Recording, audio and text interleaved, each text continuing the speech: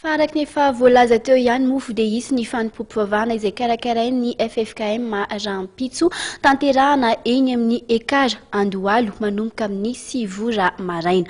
Ao anatin'ny lafiny ara-pinoana hatrany, mitohy hatrany fanentanana ara-tsosialy sy ara-koltoraly izay ataon'ny fikambanana Iray Aina eny amin'ny Boriboritany faharoa. Nisy ny antsam-piderana moa nokarakaraina taorian'ny fampisehoana manokana nankalazana ny fetim-pirenena.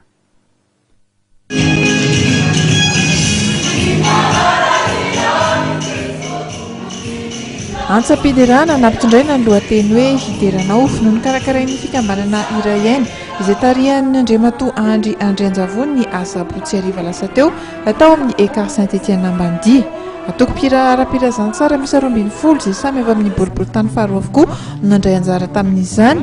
Nahatra ora telo ity fampisehoana ity izay nankafizin'ireo tonga nanatrika tokoa.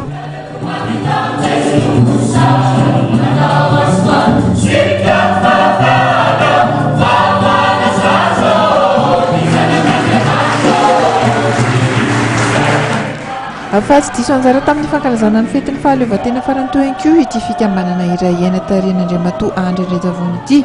Misy ary ny podium lehibe izay nokarakarainy teny amin'ny kianjan'ny fanaovam-bola tao manakam-bahiny. Tanora tao amin'ny Boriboritany faharoa ihany koa no nanafahan'ny tanteraka ny lanonana tamin'ny alalan'ny hira madinika sy ny fifaninanana dia.